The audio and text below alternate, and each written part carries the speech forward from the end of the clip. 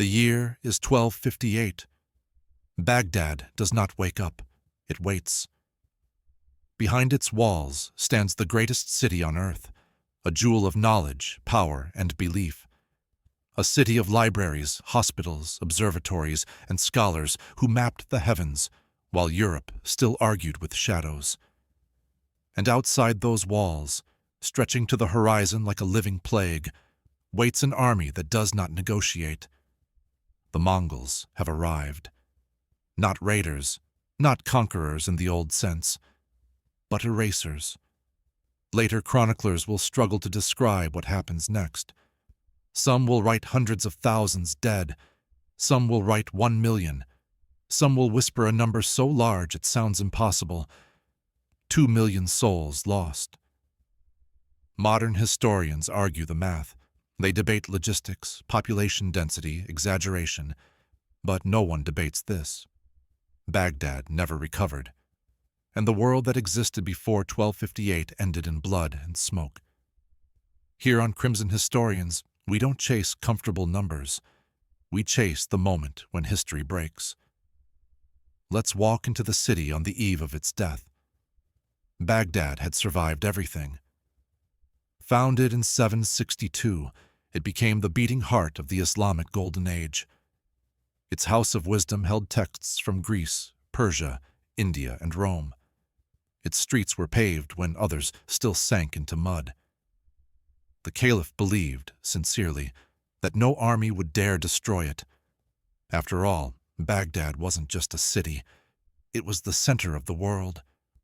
So when word arrived that Hulagu Khan, grandson of Genghis Khan, was marching west with an army that had already erased cities from China to Persia, the Caliph hesitated. He sent letters. He sent envoys. He sent excuses. He did not prepare for siege. That hesitation killed the city. Hulagu Khan did not bring a traditional army. He brought systems, engineers from China, siege experts from Persia, psychological warfare perfected over generations. Where Mongols marched, cities fell, not because of numbers alone, but because resistance had become irrational. Their reputation arrived before they did. Cities that resisted were annihilated. Cities that surrendered sometimes survived. Baghdad did neither, not fully. By January 1258, the Mongols encircled the city. No dramatic assault, no heroic charge, just containment. They diverted rivers, they cut supply lines, they waited. Baghdad, once infinite, began to shrink. The Mongols built siege engines taller than minarets. Stones the size of oxen crashed into walls that had never been tested like this.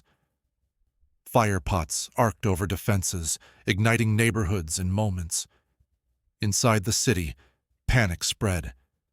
The Caliph finally ordered resistance, too late, too uncoordinated, too weak. A Muslim chronicler writes, "We realized then that the world had changed, and no prayer would return it to how it was." After 2 weeks, a section of wall collapsed. The Mongols poured in. What followed was not a battle. It was a systematic annihilation. For 7 days, according to some sources, 40 according to others, Baghdad burned. Soldiers were killed, civilians were killed, scholars were killed, children were killed. The Tigris River ran black with ink from destroyed books and red with blood. That image appears in multiple independent accounts, Muslim and Christian alike. Libraries were not looted. They were destroyed. Knowledge was not stolen. It was erased. A Persian historian writes, "The books of 10,000 scholars were thrown into the river, and the water itself became heavy with memory." This was not collateral damage. It was policy. Here is where history fractures.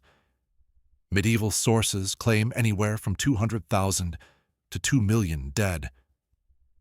Why the difference? Because medieval chroniclers did not count bodies the way modern historians do.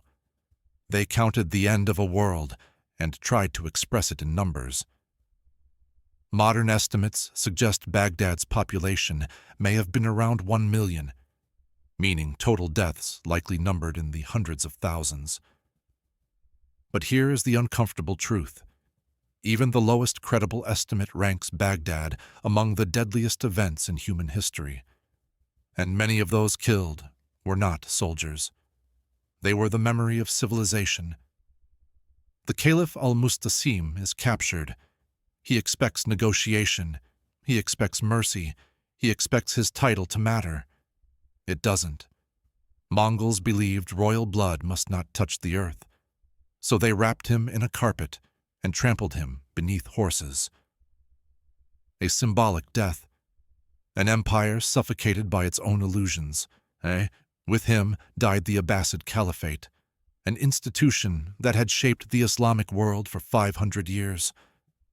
In one afternoon, it ended. Cities had fallen before. Rome, Carthage, Jerusalem. But Baghdad was different. It wasn't just a political center. It was an intellectual ecosystem. Doctors who pioneered surgery, mathematicians who gave the world algebra, astronomers who mapped the stars with precision Europe wouldn't match for centuries. When Baghdad died, progress stalled. Not everywhere, but enough to change the trajectory of history. Some historians argue the fall of Baghdad delayed scientific development across the region by generations. Others argue it reshaped the balance of power forever. All agree on this. 1258 was not just a military defeat. It was a civilizational rupture. When the Mongols finally left, they did not leave a conquered city. They left a void. Baghdad's irrigation systems were destroyed, its population decimated, its scholars scattered or dead. For decades, travelers described a ghost city, ruins inhabited by survivors who spoke of the past like a lost religion.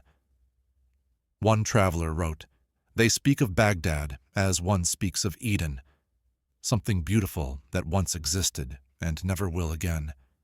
The honest answer, we will never know. What we do know is that medieval writers reached for the largest number they could imagine, because anything smaller felt like a lie. When people say, 2 million dead, they are not making a census. They are saying everything died, the army, the city, the idea that knowledge protects you from violence. And that idea has never fully recovered. Because Baghdad teaches a brutal lesson. Civilization is not fragile because it is weak. It is fragile because it believes it is permanent. Baghdad had walls, it had wealth, it had knowledge, and none of it stopped an army that did not value what the city was. The Mongols did not just defeat Baghdad. They proved that no amount of culture guarantees survival. That lesson echoes still.